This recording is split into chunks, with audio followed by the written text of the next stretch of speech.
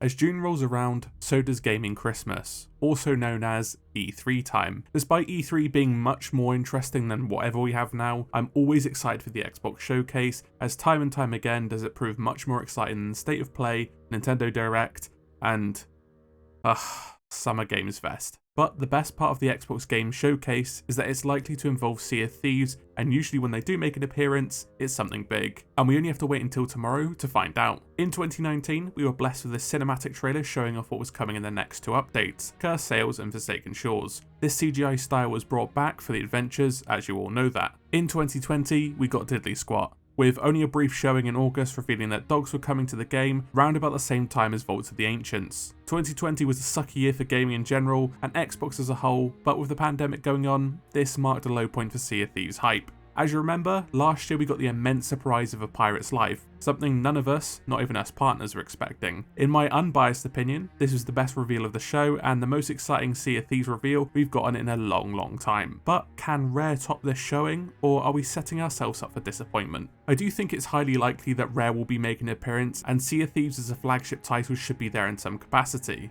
So, what are our possibilities? The first question on everyone's lips is A Pirate's Life sequel. Well, that's a very safe guess considering last year. I think the chances are very unlikely. Firstly, it's only been a year since the last set of Tall Tales came out, which were in development for 2 years before we got to see them. This would seem a little too soon, don't you think? While this would excite me as Tall Tales are amazing, it would feel very odd to drop them around now, especially with the cadence and focus on adventures. I don't expect Rare to drop their ongoing story, shove some Pirates of the Caribbean stuff in there, and carry on as if nothing happened. I also think they respect this story arc too much to do that, especially when we're now on the swing of things. Another piece of evidence is that Season 7 has been delayed. You could think that's evidence to support it, but I'll explain. The adventures have not been delayed with it, at least when checking the in-game timer. Scenario 1 is that Season 7 releases next week as planned with the new Tall Tales, with Adventure 5 coming out a week or two later. Scenario 2 is that Season 7 comes out on the 21st of July, which is nearly 4 weeks after Adventure 5, so the story wouldn't make a lot of sense. Based on this, I want to say there's a 0% chance we see the new Pirate's Life Tall Tales, with Flame Art Tall Tales being almost as unlikely, as much as it pains me to say. That delay really did a number on us, didn't it? It is more likely we will get a Season 7 reveal with its feature set, and maybe that will include features unrelated to the story and not seen in Insider. This could be anything like a Sea of the Damned expansion,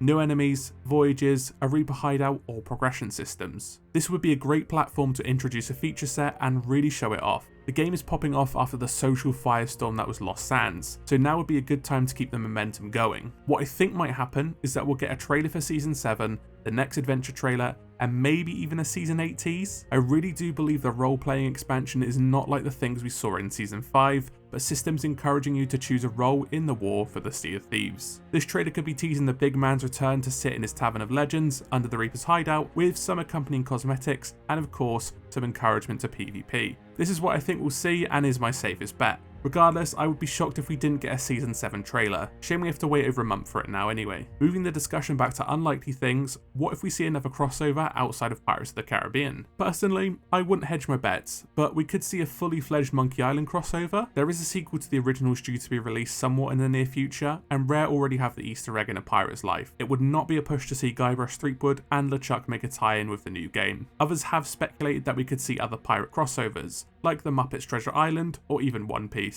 To that I say, please no. Pirates of the Caribbean was a bit of a stretch but worked nicely in the end, albeit altering the canon of two big franchises in a strange way. Those last two franchises might not be a great idea due to the tonal shift being a bit too big. The Goonies is the only one I could think of being okay, due to the Inferno being in the lore already, but One-Eyed Willy would be quite far detached from what makes the Goonies great, which is the cast of characters in the present day. The last thing that could be coming is the possibility of a sequel or even a spin-off to Sea of Thieves. I have discussed this with other content creators, and the general feeling is that Sea of Thieves 2 would have had to have been pitched at some point. Now, with Microsoft being the giant that it is, and Sea of Thieves being a flagship title as of late, there would be plans of where to go with Sea of Thieves next. We're only in year 5 as of March, so we're almost halfway through the discussed life cycle of 10 years. As the game is struggling under the current engine, Unreal Engine 5 might be a good long-term solution, the teaser trailer for a sequel or an engine change being a huge surprise at the showcase. It's a very slim chance of it happening, but possible nonetheless. In terms of spin-offs, Microsoft likes milking its IPs. It's shown that Halo and Gears of War, even Forza, can have twists on their franchises.